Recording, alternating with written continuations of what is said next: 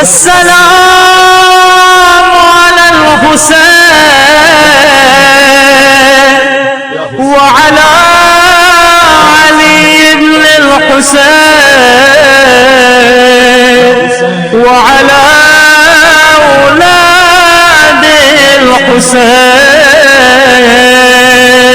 व अला अस्हाबिल हुसैन। औज़ु बिल्लाहि मिनश शैतानिर रजीम। बिस्मिल्लाहिर्रहमानिर रहीम। रहमल्लाहु मन क़रअल फ़ातिहा।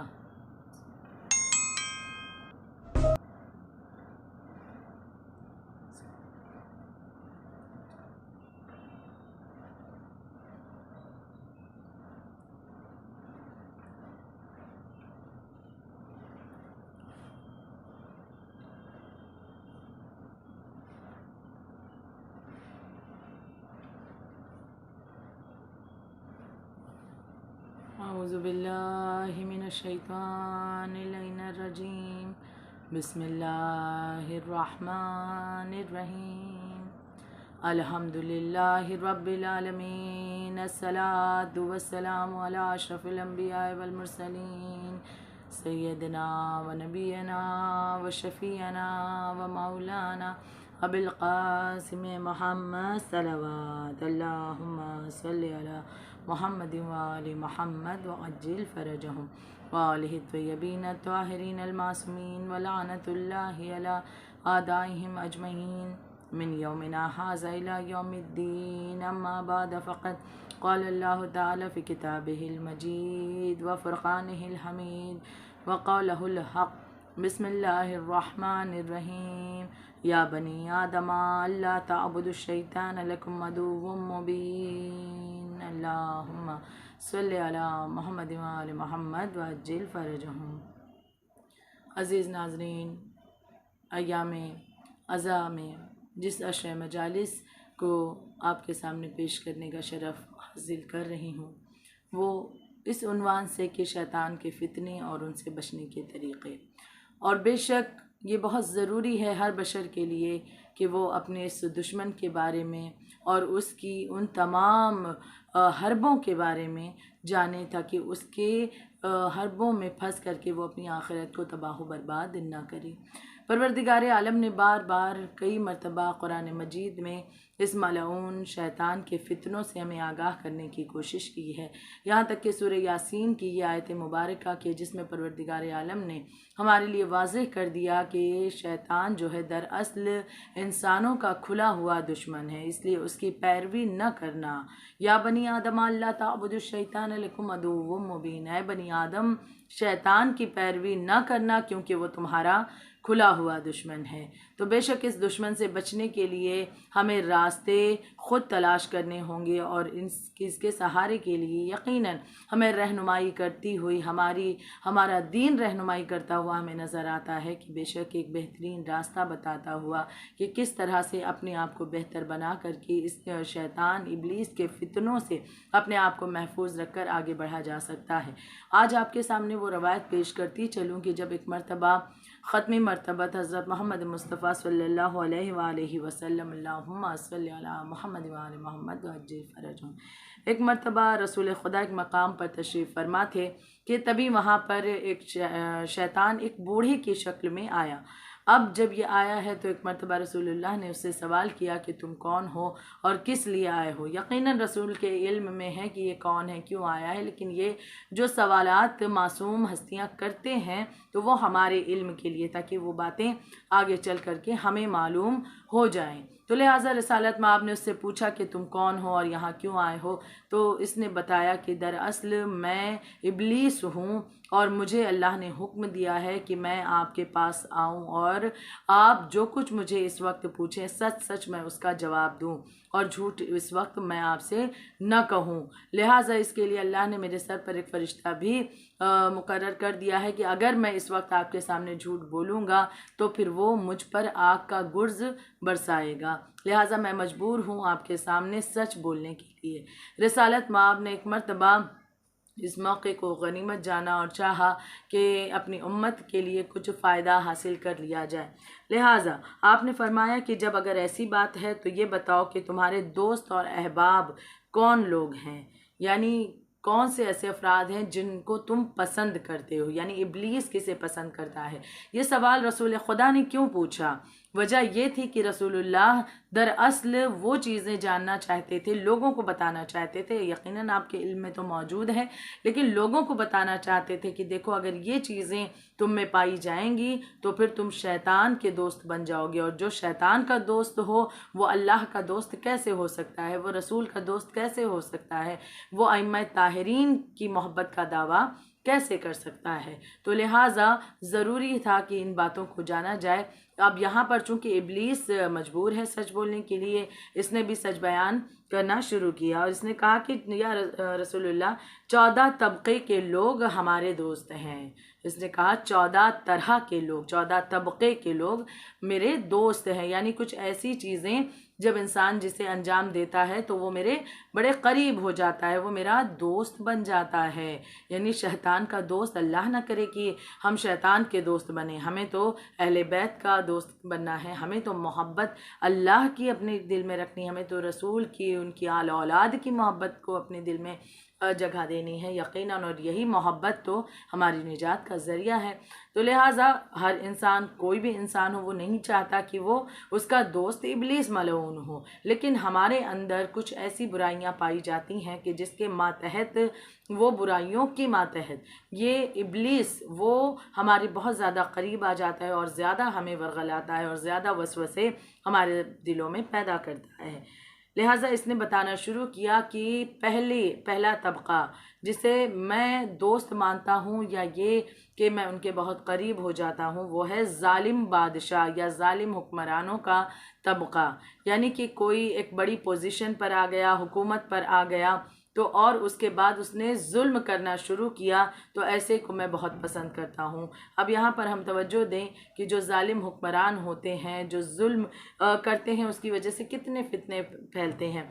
एक तरफ ये मामला कि वो रियाया पर जुल्म करते हैं, जिसकी वजह से रियाया भी एक गुमराही की तरफ बढ़ने लगती है और एक मायूसी की तरफ बढ़ने लगती है, जुल्म ज़्यादती का शिकार होने लगती है, यानी माहौल पूरी तरह से ख़राब हो चुका होता है। और इब्लीस को ये चीज़ें बहुत पसंद हैं कि ऐसा कुछ माहौल हो जाए जिसकी वजह से लोग अपनी ही परेशानियों में मुब्तला रहें, खुदा की तरफ रुजू ना करें, अल्लाह अल्लाह ना करें, बल्कि वो अपनी ही तकलीफ़ों में बस एक दूसरे को ब्लेम करते रहें। लिहाजा ये कहता है कि जालिम बादशाह, ये पहला तबका है जो मेरे दोस्त हैं। दूसरा तबका ये बताता है कि जो मालदार अफराद मुतकब्बिरीन हैं, यानी ऐसे मालदार, ऐसे पैसे वाले, ऐसे दौलत वाले कि जिनमें गुरूर पाया जाता है। मौलाए मुत्तक़ियान अमीरुल मोमिनीन हज़रत अली इब्न अबी तालिब अलैहिस्सलातु वस्सलाम ने फरमाया था कि चंद ऐसी चीज़ें हैं, चंद ऐसे नशे हैं इस दुनिया में कि जो इंसान को कम अक्ल कर देते हैं और उसे आखिरत की खुशनुदियों से बड़ा दूर कर देते हैं। उसमें से एक नशा माल का था कि माल का होना कोई गलत बात नहीं, कोई बुराई नहीं है, कोई मसला नहीं है, लेकिन माल आने के बाद अगर गुरूर आ गया तो इसके मायने ये हैं कि वो इंसान अपनी आखिरत में अल्लाह की तरफ से जो भी उसके फ़ायदे हैं उन तमाम रास्तों को वो ब्लॉक कर रहा है और अपने लिए एक अजाब का इंतज़ाम करवा रहा है। क्योंकि माल आने के बाद जब इंसान मुतकब्बिर होता है तो गरीबों को बड़ी हकारत से देखता है, बड़ा इन्फीरियर मानता है। अगर कोई गरीब है, कोई परेशान हाल है, किसी के पास दौलत नहीं है, तो लिहाजा अगर दौलतमंद मुतकब्बिर है, अगर मगरूर है तब, लेकिन अगर एक दौलतमंद में गुरूर नहीं पाया जाता तब तो नतीजे बहुत बेहतर होते हैं कि वो अपनी उस माल दौलत को लोगों की इमदाद के लिए, मदद के लिए लगाता है या ख़ुद भी बहुत ही नॉर्मल लाइफ बसर करता है। नॉर्मल लाइफ से मुराद ये है कि चलिए ठीक है, माल दौलत है तो अपने शान और शौकत के एतबार से रह रहा है, लेकिन ये इसके मायने ये नहीं कि वो जिनका हक बनता है, जो गरीब हैं या ज़रूरतमंद है, उनके उनके हक से महरूम करे, नहीं, बल्कि वो इस मामले में कोशिश करता है। कौन सा बशर? जिसके पास माल तो है लेकिन माल का गुरूर नहीं। जनाब खदीजतुल कुबरा की मिसाल हमारे सामने मौजूद है कि अल्लाह ने उन्हें माल अता किया था लेकिन माल का गुरूर उनके पास नहीं था।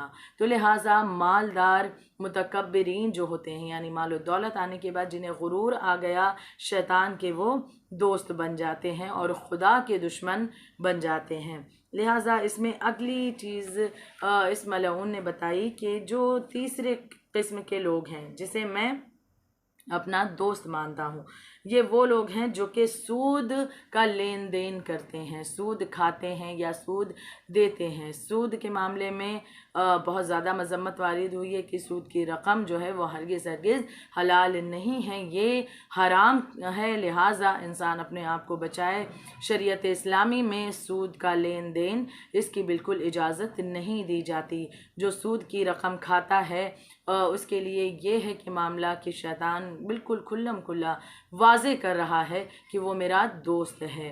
तकरीबन 14 तरह के लोगों का इसने यहाँ पर ज़िक्र किया था, उनके बारे में बताया कि 14 तरह के अफराद जो हैं उनकी कुछ ऐसी 14 बुराइयां हैं जिनकी वजह से वो मेरे दोस्त बन जाते हैं। आज ज़िक्र को यहीं पर रोकते हुए इंशाल्लाह कल की मजलिस में बकिया तमाम बातें भी पेश करने की कोशिश आपके सामने करूँगी। आज ज़िक्र को यहीं पर समेटते हुए कि बेशक परवरदिगार आलम चाहता है कि उसके बंदे अपने दामन में वो तमाम चीज़ें लेकर जाएं कि जिसके ज़रिए से खुदा अपना करम, अपनी रहम, अपनी तरफ से बेशुमार जज़ा उस इंसान को अता फ़रमाए। इसके लिए बेहतरीन रास्ता है कि तालीमात मासूमीन अलैहिस्सलाम पर अमल किया जाए।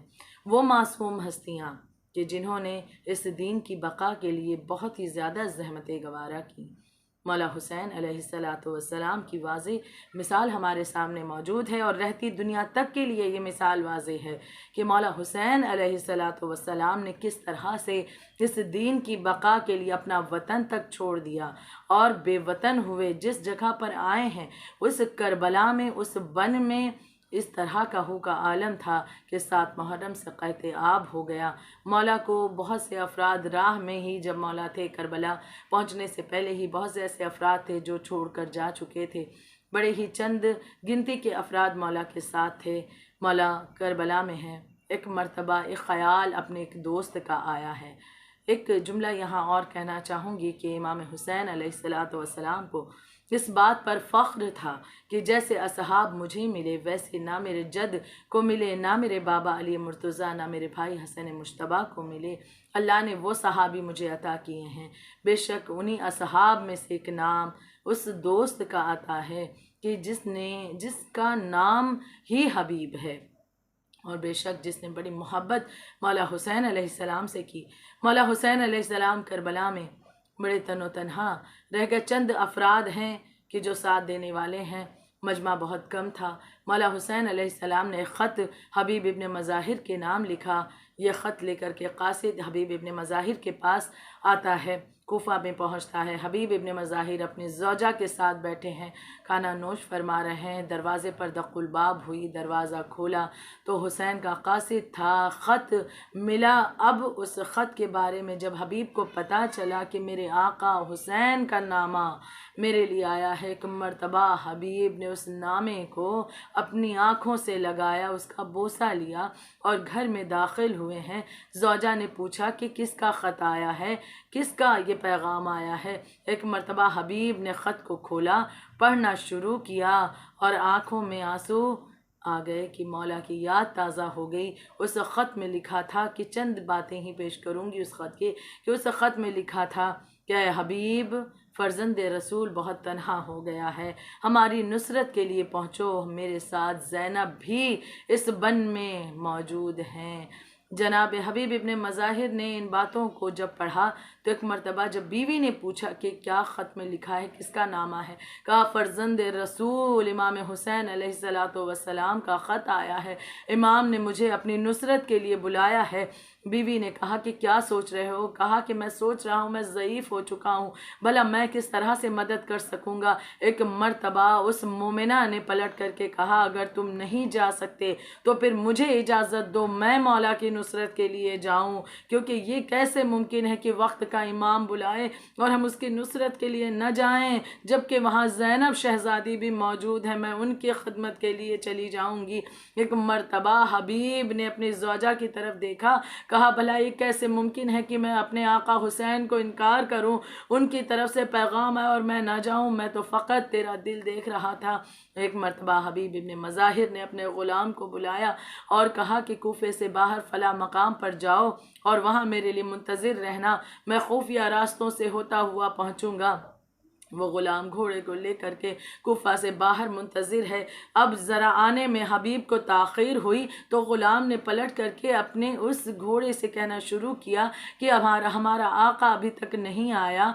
सुनो, अगर आका नहीं आते हैं, अगर आका हबीब इब्न मज़ाहिर नहीं आते हैं तो फिर मैं नुसरत इमाम हुसैन के लिए करबला चलूँगा, तुम मेरा साथ देना। अभी ये बातें हो ही रही थी कि हबीब इब्न मज़ाहिर वहाँ पर पहुँचे हैं। एक मर्तबा इन बातों को हबीब इब्न मज़ाहिर ने सुना। हबीब इब्न मज़ाहिर ने उस ग़ुलाम की तरफ देखा, कहा मेरे आका हुसैन से तेरे दिल में इतनी मोहब्बत उनके लिए है, जा मैं तुझे खुदा की राह में आज़ाद करता हूँ। ग़ुलाम हबीब इब्न मज़ाहिर ने कहा, वाह आका, जब तक कि आपके खिदमत में था आपने अपने साथ रखा, लेकिन अब जब इमाम वक्त की नुसरत का वक्त आया है तो अब आप मुझे जुदा कर रहे हैं। मैं हरगिज़ जुदा नहीं होना चाहता, मुझे मौला हुसैन की नुसरत के लिए ले चलिए। हबीब इब्न मज़ाहिर उस ग़ुलाम को लिए इमाम हुसैन अलैहिस्सलाम के खिदमत में आगे बढ़ रहे हैं। जब करीब होने लगे, एक मर्तबा मौला हुसैन ने देखा कि हवा में कुछ गर्द नमूदार हो रही है, एक शह सवार आ रहा है। एक मर्तबा आवाज़ दी, ऐ अली अकबर, ऐ अब्बास, आओ मेरे हबीब का इस्तकबाल करो, मेरा दोस्त हबीब इब्न मज़ाहिर आ रहा है। हबीब इब्न मज़ाहिर मौला की खिदमत में पहुँचे, मौला के कदमों से लिपट गए। हबीब को मौला ने अपने गले से लगाया। एक कनीज़ आई तभी वहाँ पर और कहती है कि मौला, हबीब को जनाब ज़ैनब ने सलाम भेजा है। इतना सुनना था, हबीब इब्न मज़ाहिर तड़प उठे, कहते हैं कि अब ये भी वक्त आ गया कि मेरी शहज़ादी मुझ ग़ुलाम को सलाम कहे। सलाम हो जनाब हबीब इब्न मज़ाहिर पर कि जिन्होंने मौला हुसैन अलैहिस्सलातु वस्सलाम की नुसरत में अपनी जान को कुर्बान कर दिया। मौला हबीब के जब जनाजे पर आए हैं, तड़प कर रोते रहे, कहा है अब्बास, अली अकबर सहारा दो, हबीब का जनाजा गंजे शहीदा तक ले चलो। अला लानतुल्लाहि अलल कौमिज़ ज़ालिमीन, अला लानतुल्लाहि अलल कौमिल काज़िबीन।